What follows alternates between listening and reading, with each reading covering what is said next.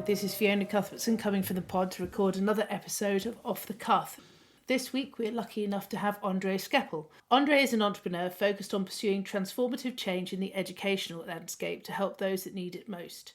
To achieve this, he combines his understanding that all young people with special educational needs and disabilities need a tailored educational experience with using science to create prompt and precise solutions that can be used to drive standards in educational provision. Welcome, André. Fiona, absolute pleasure to be here today. Thank you so much for this opportunity to have a chit chat. Firstly, can you tell us a bit about your career and how you ended up committing your time to help those with special educational needs get the education they deserve? Absolutely. So I think it's fair to say that I've had a fairly colourful experience. My story begins like this. I was a late developer, started walking and speaking around the age of 2, and this was the late 80s. The knowledge that professionals have in regards to conditions like dyspraxia and dyslexia and other neurodevelopmental conditions, they weren't really forthright. So effectively, they put me into a nursery specified for children with learning disabilities. Up until when I turned around 3.5, when my development basically picked up, they're like, oh, okay, we're going to do an IQ test. My IQ was 120. And they're like, yeah, we're going to put you into mainstream provision. During my time in primary school, I was also privileged to be in a supplementary school for Afro-Caribbean children. I sat at school in South London. And during that time, despite speech and language difficulties and other conditions that were yet to be discovered, my experiences during education were me being an overachiever in primary school, me doing very well in secondary school. I was actually expected to go and study a medical degree at Top Ross Group University. And so what then happened was that at age 16, going into post-16 education, my supplementary school education had ended, going to this new realm of doing A-levels and struggled. I struggled badly. I failed in all but one of my A-levels, which happened to be computing science, and attempted to redo my A-levels about 3 times until I was able to get into my degree course through clearing, with the hope of eventually going into postgraduate medicine if I could get my degree. I then realized at my second year of university that I was diagnosed being dyspraxic and dyslexic. Well, it took me 5 years to get my diagnosis. How many other young people, particularly those from marginalized backgrounds, have actually had the opportunity to be identified being dyspraxic or dyslexic or having autism or ADHD? And then it led me into this conundrum that I started to really uncover and realize, wow, and there's a lot of young people out there that have a rough ride in regards to getting the right educational support. That's when I realized I've got 2 options. I could either be an advocate for diversity and inclusion, or then I said to myself, no, I've got great ambitions to that. I want to try to make change at the very top. And the best way of making change at the very top is to come up with some sort of technological solution, improving the lives and the educational outcomes of those like me that are not left behind. How do we use my background in science and my background in diagnostics, just what I end up specializing in my master's within medical microbiology in terms of detecting disease, and then subsequently working within that profession for a good number of years. To myself, well, I'm working in this profession where I'm working with big pharma companies, research institutions, the top universities in the world, and developing platforms that improve diagnostic insight for clinical researchers and those that work in drug discovery. How do we adopt that in education? How do we include diagnostic loops and insight and big data and artificial intelligence to bring a personalized curriculum, precision learning? And so I had all these ideas and I was frustrated in not really getting the opportunities within my workplace. And I ended up meeting a civil servant at the Department for Education. And in this conversation, when I was going through my insights and my experiences, the civil servant said, we are struggling at the department, we are struggling to arrest the decline and the issues and concerns at the national level regarding SEND. If you can develop a solution, a software solution that can improve the identification, support, and the subsequent interventions beyond it, not only would this be a major opportunity to arrest an area that the department are struggling to tackle, but also there'll be significant elements of funding available for this type of market being opened. That was in 2017. And so a year later, I then formed Full Spectrum, and then since then been researching and developing this concept of a AI-driven personalized curriculum. In a matter of weeks, we'll have the world's first decentralized neural network designed to provide not only a personalized curriculum, but to provide the first digital neuroinclusion service for children, young people, and adults all types of conditions that are commonly left behind in a learning environment. It's incredible the change that you are spearheading here. And it's so important because the statistics are really stark for those with special educational needs. Less than half of autistic children say that they're happy in school. 73% of autistic children say that their teachers don't understand their needs. Only 20% achieve grade 5 or above in English and Maths GCSEs compared to 52% of all children. Only 22% of adults with autism in the UK are in full paid employment. And ON stats show that those with employment who are autistic are on average paid 33.5% less than a non-neurodiverse colleague. So what do you think is the key to reversing these terrible trends? One of the key things that we tend to do is put things in boxes. And when we put things in boxes, we put people in boxes, and what tends to happen is that you instantly marginalize them. It's the execution of it as a one-size-fits-all element is not what's working. In fact, it's quite destructive because we cannot put people in either the same category without embracing differences. It's like, well, it's too much of an effort to have. So this is what's causing this disparity. And that widening gap is what's alluding to all these horrific numbers. So this is where the work that we do to challenge policy is what really encourages it.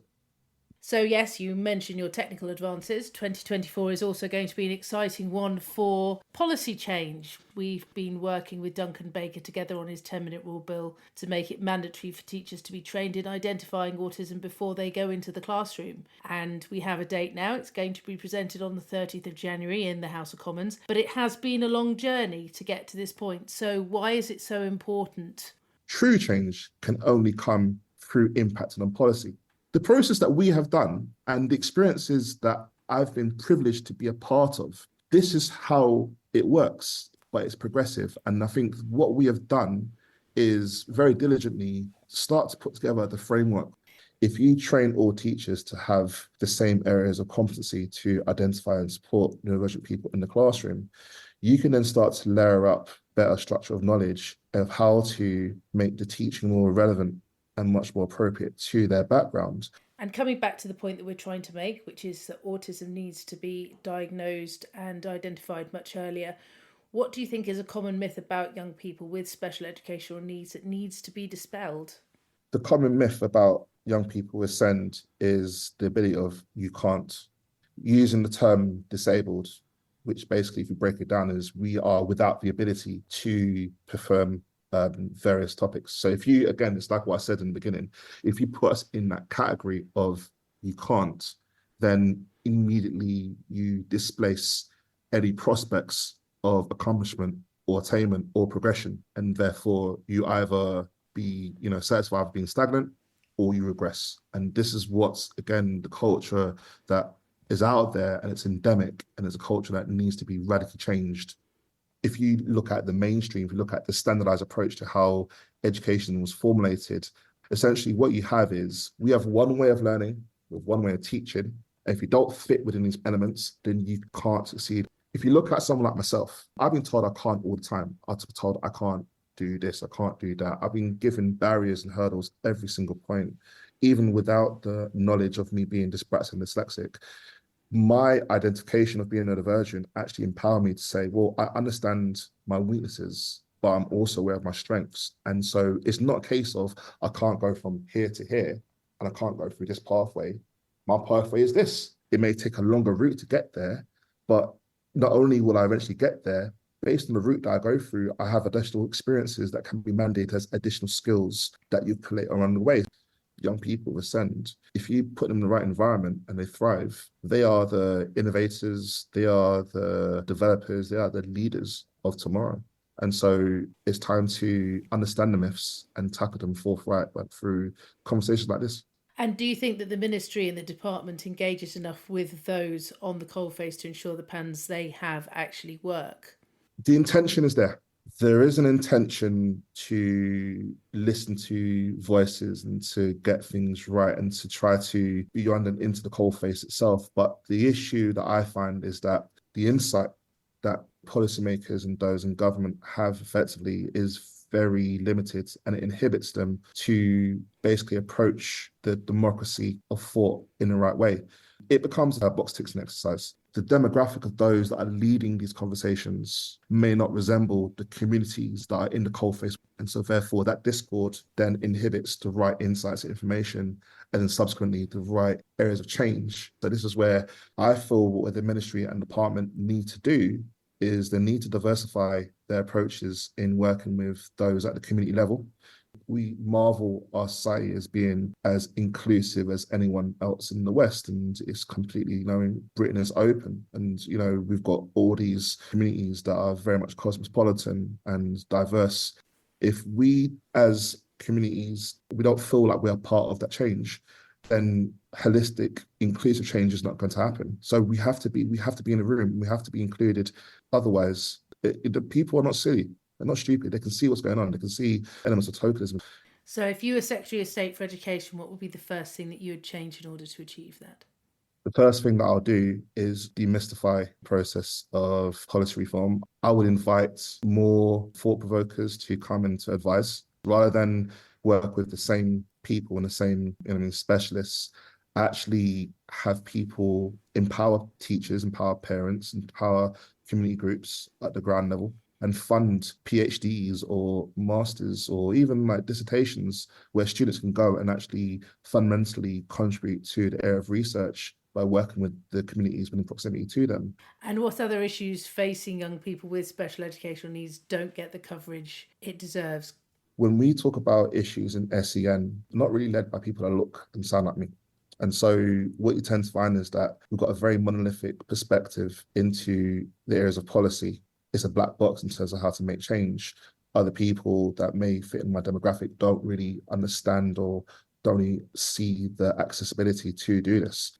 The assessment batteries are developed with a very monolithic view of testing. It's tested on white boys. It's not tested on wider populations. So let's look at in terms of diversifying how assessments are done so that there's a greater area of insight into how we at determining markers of concern related to neurodivergence or neurodevelopmental conditions. And also there's an issue in terms of the teaching. Teachers should resemble all the students that are involved within the curriculum. When I was going through education, I was in a supplement school for African pupils. Going through that experience where the teachers on a Saturday looked like me, they came from similar backgrounds, the pupils around me were like that. Because I was in an environment that empowered me and was very much tailored to my self-identity, but also I felt comfortable and I felt connected into the subject matter.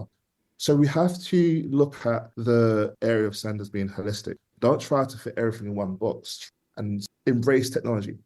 We are human. We cannot see and know everything and process things 24/7, 365.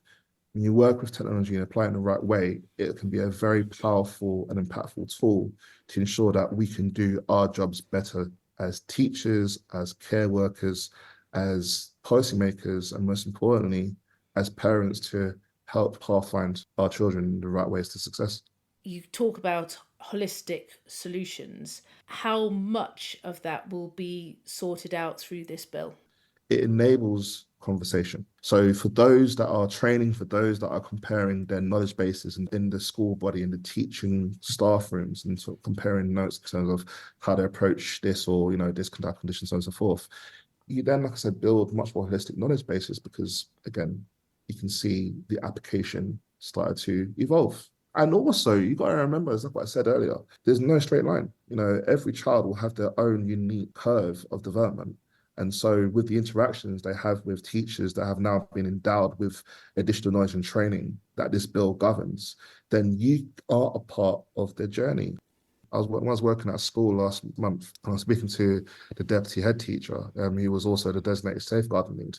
And one of the things that we spoke about, put forward, is that teachers are not trying to be the best friends or the mates of the children in class. What they should be is pathfinders. If you don't have the tools to understand the destination of where a person, whether if they're young or old, needs to go, then you can't direct them to the right way. So if you're given the knowledge of how to navigate it, and also understand the parameters of where that person is coming from and therefore where they would want to go or where you feel they should be going, you're there just to steer them in the right direction. If they're veer off course, you put them back on course. This bill enables teachers to be elite pathfinders. Talking of teachers, we first met through Francis Akindi, who is the head teacher of a special school. And it is down to her introduction that has allowed us to actually undertake this work. How important has your conversations with her and other head teachers like her been in ensuring that you get your messages across? It's been fundamental. Being a former scientist and coming from a background of research, one of the elements of my character as a professional and as an individual is that I don't know everything. Nor should I ever profess myself to know everything, and nor should I be arrogant enough to feel like I don't need to speak to anybody else to query or to build my intrigue. So speaking to wonderful people like Francis and others like that, I get such exclusive insight into the profession from their perspectives and from multiple perspectives that then govern me having much more advanced thoughts and opinions and innovations that tailor all those areas. But also, as a leader of a technology company, they are wonderful reference points to tweak and tailor whether if we're going in the right way. The best part when I was working in a school in Hackney was I got to have conversations with as many teachers as possible and bring them to my world, say, look, this is what I'm doing. This is my approach. What do you think? Do you think I'm doing the right thing? And every single teacher, bar none, has seen it as a breath of fresh air. Even talking about this bill to teachers, not a single teacher has had an issue towards it. One cried. One actually burst into tears in relief because they say, I just want to, this is what we need. This is part of it. So, coming back to the fact that whilst you're an entrepreneur, you don't believe that you know everything, what is the most important lesson you've learned over your career?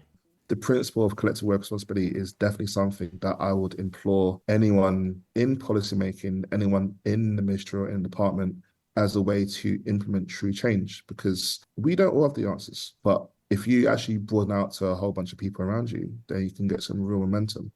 And where can people go to learn more about you and Full Spectrum?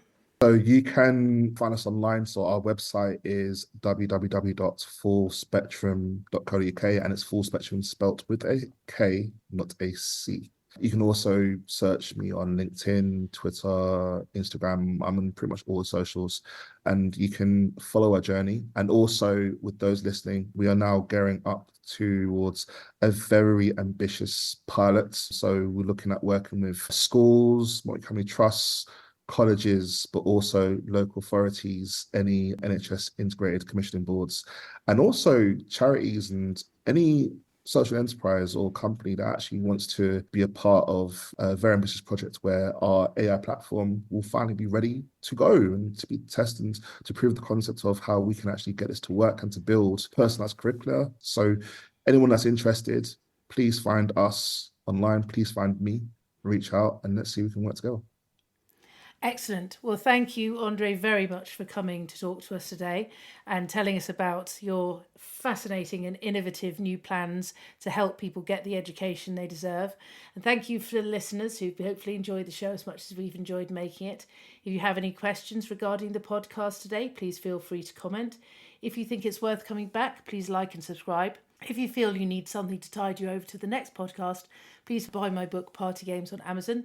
And on that note, I'll see you next time. Have a good week, one and all.